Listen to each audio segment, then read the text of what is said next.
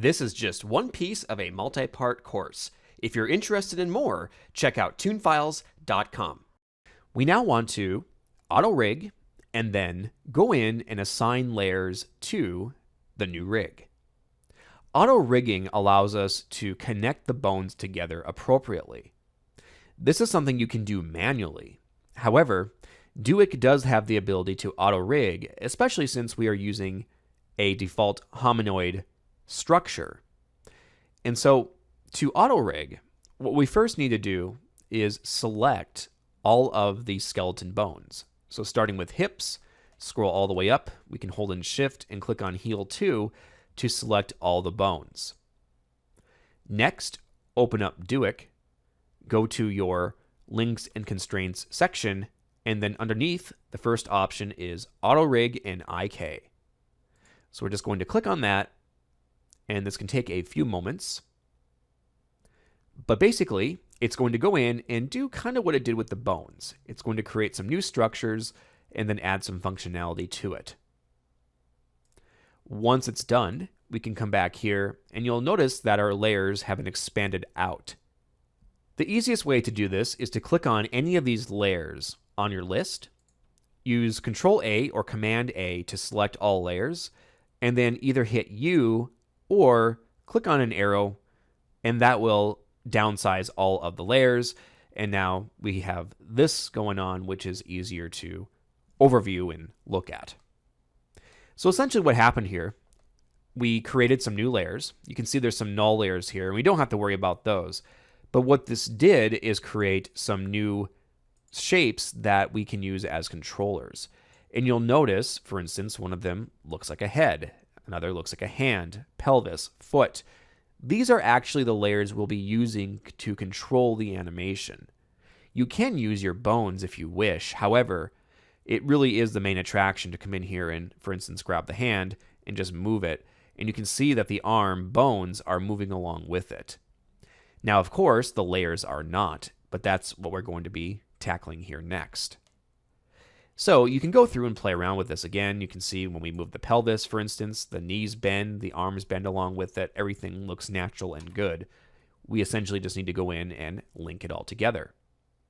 Before we do that, though, let's take a look at these controllers really quick. For instance, if I go to body and hit P, you'll notice that some of these different positions are not set to 0. And like the bones, especially here, since we will be using these layers to animate, it's best to 0 things out, so that way you can always go back to default easy. And so with these control layers selected, again, they're indicated by C, and then a line, and then the name of the layer. We're just going to come over here to Duik, go to your second links and constraints section, and then come down here and just 0 all this out. You can see here everything remains the same, but now everything is just set to 0, allowing us to easily go back to a default position. So now it's time to link everything together. To do this, we will go down all the way here to the bottom and start working with our graphical layers. The first thing I want to do, though, is hide unnecessary layers that I won't need to look at during this portion, and that comes in the form of the joint markers. They serve their purpose and are no longer really needed.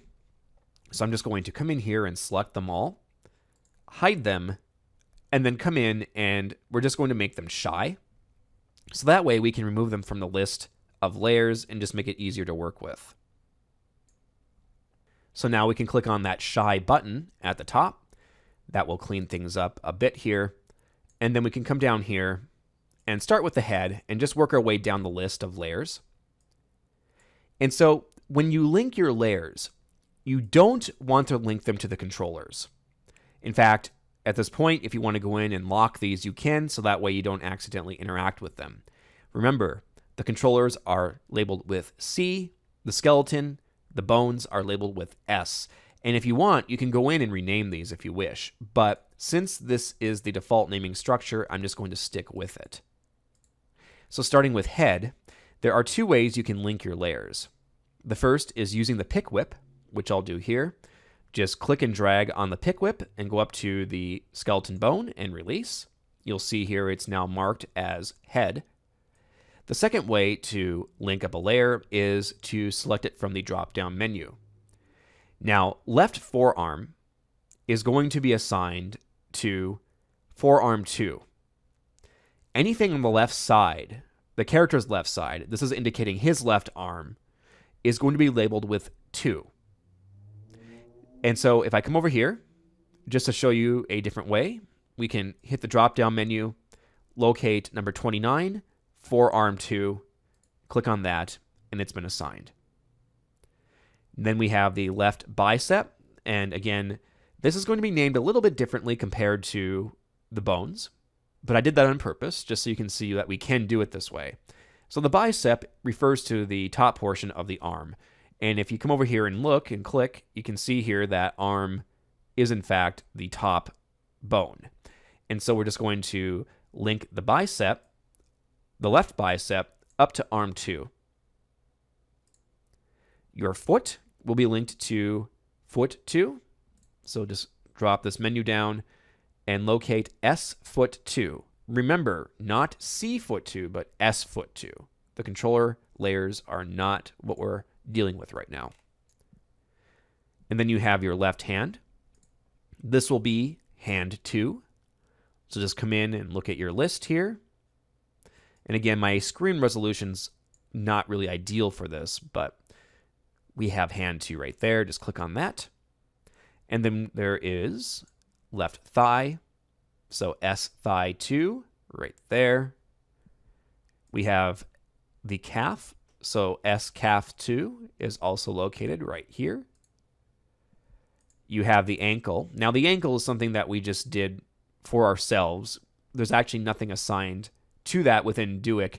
We could create our own bone for it if we wish, but we should be fine just coming in and assigning that to the calf as well. So now we have the front collar. Again, same case with the ankle. We need to come in here and just assign it to a bone that's close to the area. And in this case, that will be the neck. So S neck. And then we have the neck itself, which will be S neck.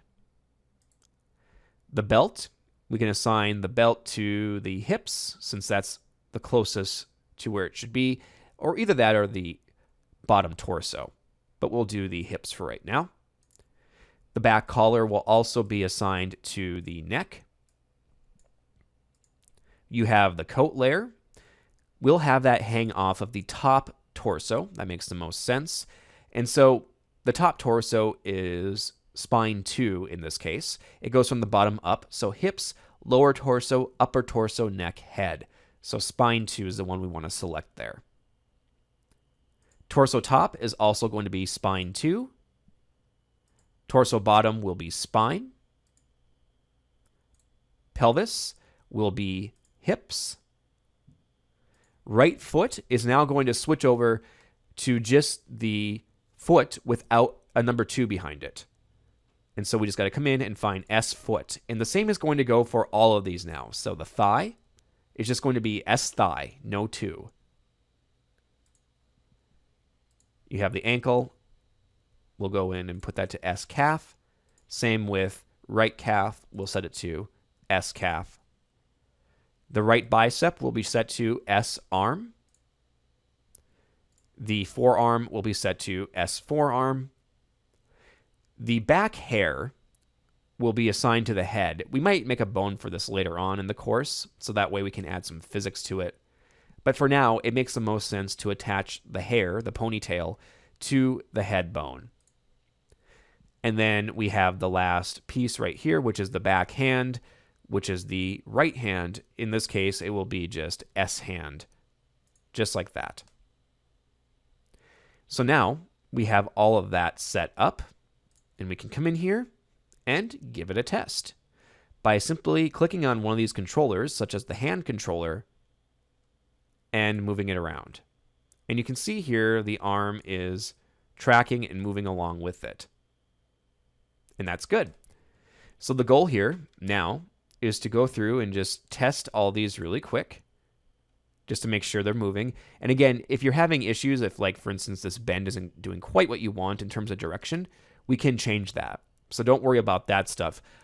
The goal here is just to make sure that the bones are connected to the limbs, and so that everything looks like it's moving at least somewhat how it should be. We can make corrections here as we go, but you can see here as I go in and move things around, it seems to be tracking nicely.